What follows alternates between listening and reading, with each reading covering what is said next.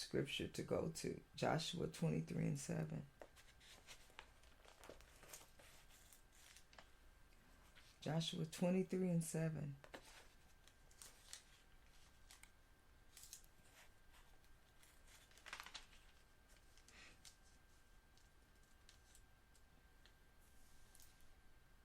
Okay. I want to make sure that I'm correct in this.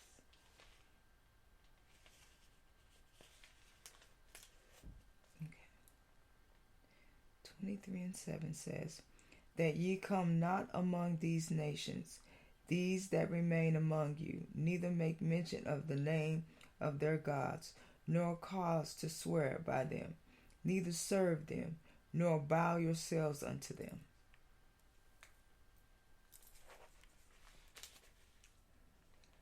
You know, he doesn't want us to serve any other God or put any other God before him.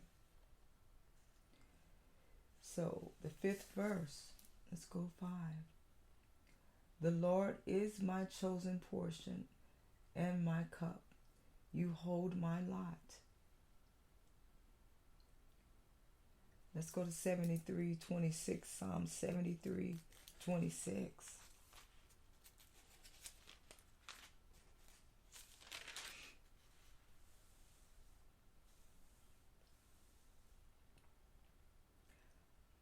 My flesh and my heart faileth, but God is the strength of my heart and my portion forever. Forever. Now listen. The Lord is my chosen portion and my cup. You hold my lot. Okay? So it says, my flesh and my heart faileth, but God is the strength of my heart and my portion forever.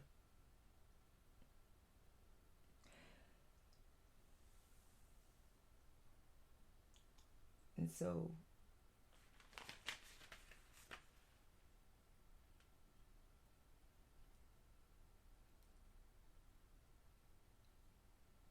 and in verse 8, I have set the Lord always before me. Because he is at my right hand, I shall not be shaken. Psalms 112:6.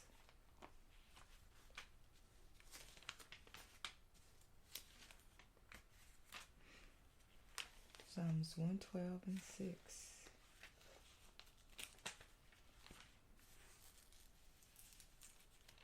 Like I said, I'm a page turner. 112:6. Surely he shall not be moved forever. The righteous shall be in everlasting remembrance. So let's make sure that this is what, 112:6. Surely he shall not be moved forever. The righteous shall be in everlasting remembrance. Now, what verse was this again? Let's make sure we got it. I have set the Lord always before me. Because he is at my right hand, I shall not be moved. 112:6 says, surely he shall not be moved forever. The righteous shall be in everlasting remembrance. And if you want to match scripture with scripture, you go back and you can go to Psalms 15:5. And it'll say, he that putteth not out his money to usury, nor taketh reward against the innocent, he that doeth these things shall never be moved. Shall never be moved. He said he shall never be moved. Psalms 15:5.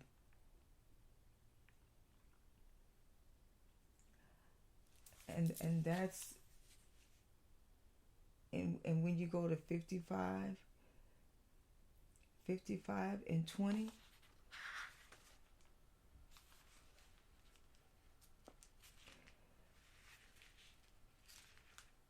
just letting you know that in 55 and 20, he says, he hath put forth his hands against such as be at peace with him, and he hath broken his covenant. Now, with this one, and I wanted to make sure I'm getting this correct with 55 and 20. Make sure that I have 55 and 20.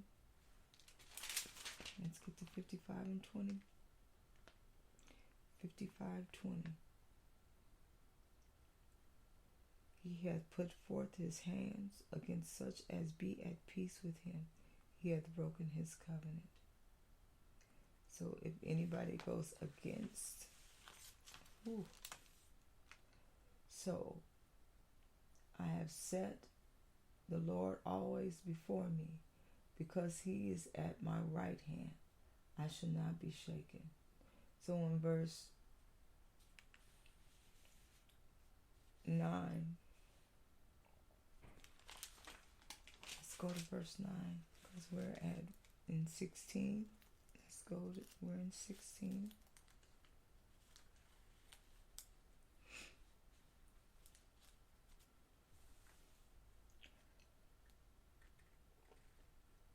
I'm going to make sure we're at 16 here. In 16, in verse 9. Therefore my heart is glad, and my glory rejoices. My flesh also shall rest in hope. And then in the other verse, it says, therefore my heart is glad, and my whole being rejoices. My flesh also dwells secure. So he uses the word secure. And this one says also shall rest in hope. And this one says secure. Let's go to Psalms 13 and 5. Psalms 13 and 5. But I have trusted in thy mercy. My heart shall rejoice in thy salvation. And in Psalms 4 and 8, it says, in Psalms 4 and 8, it says, I will both lay me down in peace and sleep, for thou, Lord, only makest me dwell in safety. See how he preserves his saints, how God preserves his people. And that's all in Psalm 16, how he preserves his people. This is the Psalms of David, but this is how God preserves his people. God preserves us. And in verse 10, for thou wilt not leave my soul in hell, neither wilt thou suffer thine Holy One to see corruption. He will not, there's just nothing left to that one in verse 10, because he will not suffer us to see that. He will preserve us.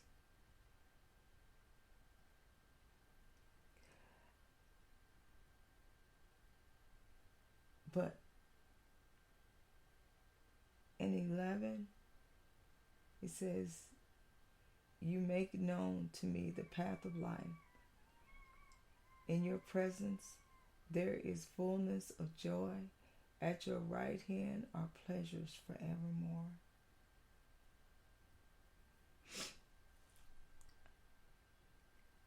And when I learned about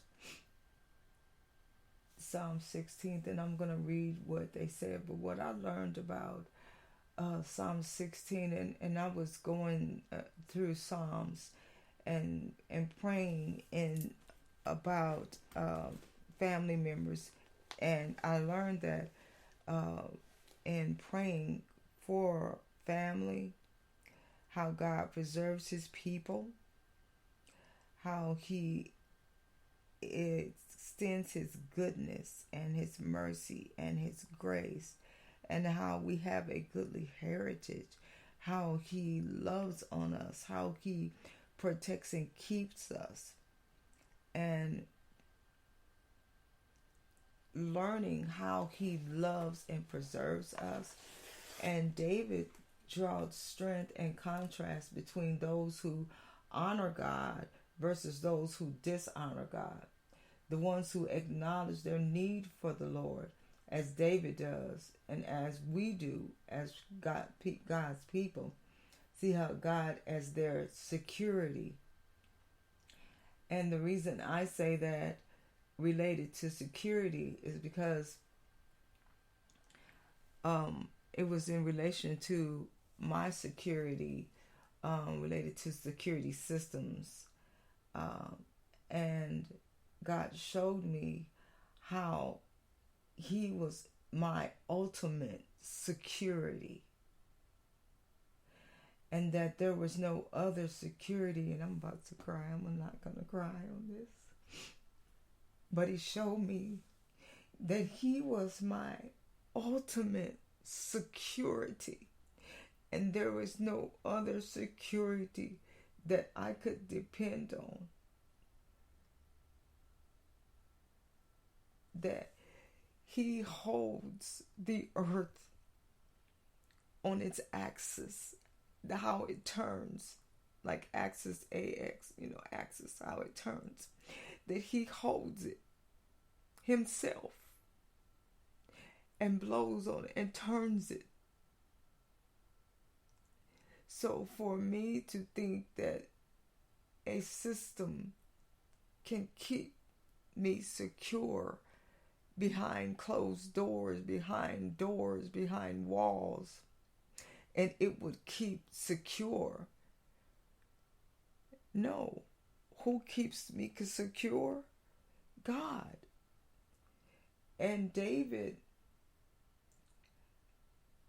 drew strength, and it showed me that God was the only one, and me acknowledging that I knew my need for the Lord in that security, related to that security system, that God was the only security system and the only secure system in the world, and that he's my security, and no matter what goes on, no matter what happens.